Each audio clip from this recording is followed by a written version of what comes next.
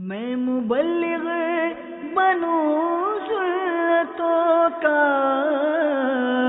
خوب چرچا کروں سنتوں کا، ہو کرم بہر خاک مدینہ۔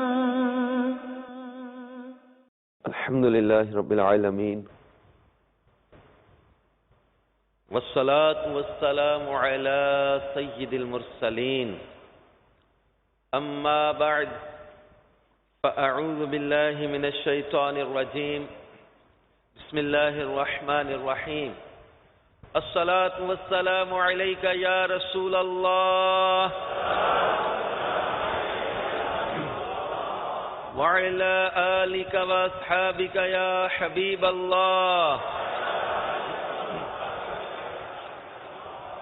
الصلاة والسلام عليك يا نبي الله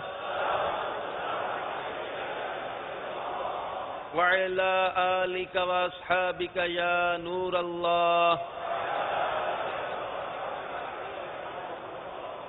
نبی پاک صاحب لولاک صلی اللہ تعالی علیہ وآلہ وسلم نے ارشاد فرمایا، جو شخص مجھ پر درود پاک بھیجتا ہے تو جب تک وہ درود شریف بھیجتا رہتا ہے، فرشتے اس کے لیے دعائے رحمت کرتے رہتے ہیں۔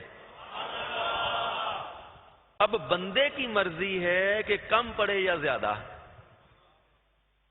قلیل روزی پہ دو قناعت، فضول گوئی سے دے دو نفرت، درود پڑھتا رہوں بکثرت، نبی رحمت شفیع امت، صلو علی الحبیب صلی اللہ تعالی علی محمد وعلی آلہ وصحبہ وبارک وسلم۔ حضرت سیدنا عبید اللہ بن عمر قواریری رحمت اللہ تعالی علیہ فرماتے ہیں، میں نے ہمیشہ عشاء کی نماز با جماعت ادا کی، مگر افسوس ایک مرتبہ میری عشاء کی جماعت فوت ہو گئی۔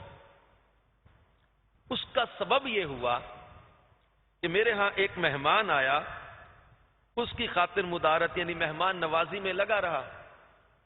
فراغت کے بعد جب مسجد پہنچا تو جماعت ہو چکی تھی۔ اب میں سوچنے لگا کہ ایسا کون سا عمل کیا جائے جس سے اس نقصان کی تلافی ہو۔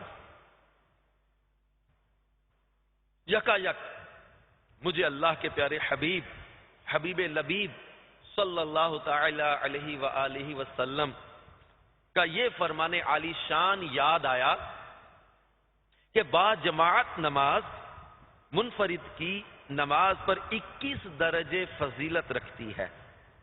اسی طرح 25 اور 27 درجے فضیلت کی بھی حدیث مروی ہے۔ میں نے سوچا، حضرت عبید اللہ بن عمر قواریری کہتے ہیں، میں نے سوچا اگر میں 27 مرتبہ نماز پڑھ لوں تو شاید جماعت فوت ہو جانے سے جو کمی ہوئی وہ پوری ہو جائے گی۔ چنانچہ میں نے 27 مرتبہ عشاء کی نماز پڑھی۔ پھر مجھے نیند نے آ لیا۔ میں نے اپنے آپ کو چند گھڑ سواروں یعنی گھوڑے سواروں کے ساتھ دیکھا۔ ہم سب کہیں جا رہے تھے۔ اتنے میں ایک گھڑ سوار نے مجھ سے کہا، تم اپنے گھوڑے کو مشقت میں نہ ڈالو، بے شک تم ہم سے نہیں مل سکتے۔ میں نے کہا، میں آپ کے ساتھ کیوں نہیں مل سکتا؟ تو کہا، اس لیے کہ ہم نے عشاء کی نماز با جماعت ادا کی ہے۔ میٹھے میٹھے اسلامی بھائیوں اور مدنی چینل کے ناظرین، معلوم ہوا کہ جماعت چھوٹ جانے کے بعد اگر کوئی اس نماز کو 27 بار پڑھ بھی لے تب بھی با جماعت نماز پڑھنے کے ثواب کے برابر نہیں پہنچ سکتا۔ یقیناً با جماعت نماز پڑھنے کی اپنی ہی برکتیں ہیں جو بغیر جماعت کے حاصل نہیں ہو سکتی۔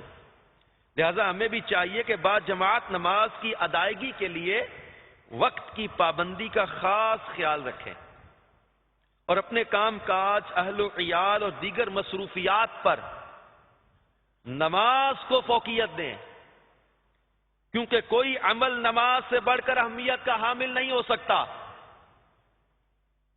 اللہ عز و جل پارہ 28 سورۃ المنافقون کی آیت نمبر 9 میں ارشاد فرماتا ہے، یا ایھا الذین آمنوا لا تلہکم اموالکم ولا اولادکم عن ذکر اللہ ومن یفعل ذلک فاولئک هم الخاسرون۔